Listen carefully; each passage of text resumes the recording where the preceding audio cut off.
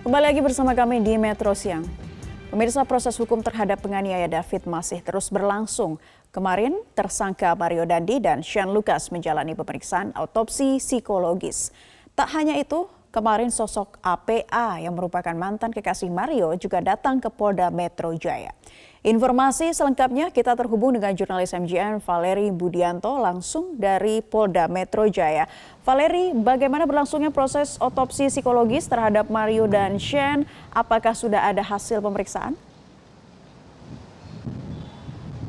Ya, Naila, benar sekali. Kemarin Polda Metro Jaya melangsungkan proses otopsi psikologi berupa psikologi forensik terhadap dua tersangka kasus penganiayaan terhadap David Ozora, yaitu Mario Dandi dan juga Shane Lucas. Meski demikian, untuk hasil pemeriksaan masih belum diterima dan juga masih belum dapat dipublikasikan kepada publik. Tadi kami sudah menghubungi kuasa hukum dari Mario Dandi, Dolvi Rompas, dan dinyatakan bahwa justru pemeriksaan psikologi forensik ini masih belum selesai, atau dalam hal ini masih akan dijadwalkan proses pemeriksaan psikologi forensik lanjutan. Ini karena memang dari pihak psikologi yang masih merasa perlu adanya pemeriksaan lanjutan terhadap Mario Dandi. Kami tadi menanyakan kapan pemeriksaan lanjutan ini akan dilakukan, apakah langsung dilakukan hari ini atau sudah ada tanggal lain yang terjadwal. Meresponi hal ini, Dolvi menyatakan untuk hari ini sepertinya belum mendapatkan jadwal apa-apa, namun memang dipastikan dalam waktu dekat pemeriksaan lanjutan ini akan dilakukan. Tadi kami juga sudah menghubungi kuasa hukum dari Shane Lucas, Happy Sihombing, dan Happy juga menyatakan hal yang serupa, yaitu pihaknya hingga saat ini masih belum menerima hasil pemeriksaan psikologi forensik terhadap Shane Lucas. Untuk pemeriksaannya kemarin terhadap Mario Dandi ini berlangsung selama kurang lebih 6,5 jam, yaitu sejak pukul 14 waktu Indonesia Barat hingga pukul 20.30 waktu Indonesia Barat. Tadi juga Kabid Humas Polda Metro Jaya, Kombes Pol Truniyudo, menekankan bahwa hasil masih belum diterima oleh pihak Polda Metro Jaya. Namun apabila memang nanti hasil juga diterima, akan diprioritaskan untuk keperluan penyidikan terlebih dahulu, baru kemudian dapat dipublikasikan kepada publik. Kita ketahui bersama bahwa kemarin ini Polda Metro Jaya bekerja sama dengan Asosiasi Psikolog Forensik Indonesia atau APSIFOR untuk melangsungkan psikologi forensik terhadap Mario dan juga Shane, di mana pihak dari psikolog APSIFOR ini melakukan penyelidikan dan juga menanyakan hal-hal sehubungan dengan latar belakang psikologi dan juga perilaku terhadap Mario dan juga Shane. Salah satu yang didalami adalah niat-niat jahat yang dilakukan oleh Mario Dandi. Yang dimaksud dengan niat jahat di sini adalah sebagaimana kita lihat pada rekonstruksi perkara pekan lalu, di mana diketahui Mario Dandi ini mengeluarkan sejumlah kata-kata ketika melakukan penganiayaan terhadap David, seperti melakukan free kick, kemudian juga menyatakan bahwa dia tidak takut apabila ada anak orang mati akibat tindakan yang dilakukannya.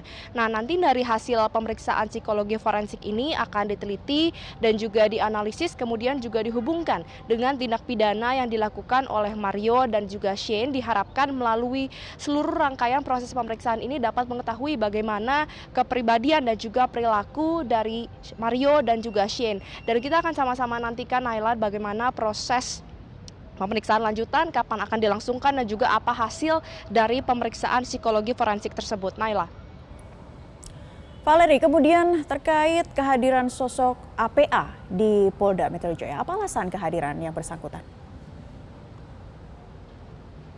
Ya, Naila, alasan kehadiran dari mantan kekasih Mario Dandi, APA, di Polda Metro Jaya kemarin adalah untuk menanyakan tindak lanjut atas laporan kepolisian yang diberikannya pada tanggal 14 Maret 2023 lalu. Di mana melalui kuasa hukumnya, Enita, dinyatakan bahwa APA ini melaporkan Mario Dandi, Shane Lucas, dan juga AG sebagai sosok yang melakukan pencemaran nama baik atau fitnah, sebagaimana diatur dalam pasal 310 dan juga pasal 311 KUHP. Dalam keterangannya, Enita ini menyatakan bahwa APA menyangkal telah membisikkan atau mengadukan perilaku tidak menyenangkan yang dilakukan oleh David terhadap AG kepada Mario Dandi. Ini karena APA ini mengaku sama sekali tidak mengenal sosok AG, sehingga tidak mungkin ia mengadukan suatu perilaku terhadap seseorang yang sama sekali tidak ia kenal. Kemudian juga ditegaskan bahwa untuk hubungan dari Mario Dandi dan juga APA ini sudah berakhir sejak 2022 lalu, berakhir baik, dan terakhir kali bertemu ini di tanggal 31 Januari 2023 di sebuah kafe, dan pertemuan tersebut merupakan pertemuan biasa yang sama sekali tidak membahas mengenai perilaku tidak menyenangkan yang dilakukan terhadap AG. Tadi kami sudah mengkonfirmasi hal ini, bagaimana reaksi dari kuasa hukum Mario Dandi terhadap pernyataan dan juga tuduhan yang dilayangkan oleh pihak APA terhadap Mario Dandi beserta teman-temannya. Dolfi Rompas tadi menyatakan bahwa ia menyangkal pihaknya telah melakukan pencemaran nama baik dan juga fitnah. Ini karena semua hal yang dikatakan, semua hal yang diutarakan selama ini sudah diutarakan terlebih dahulu oleh Kapolres Metro Jakarta Selatan, dan semua keterangan itu sudah berdasarkan pada BAP.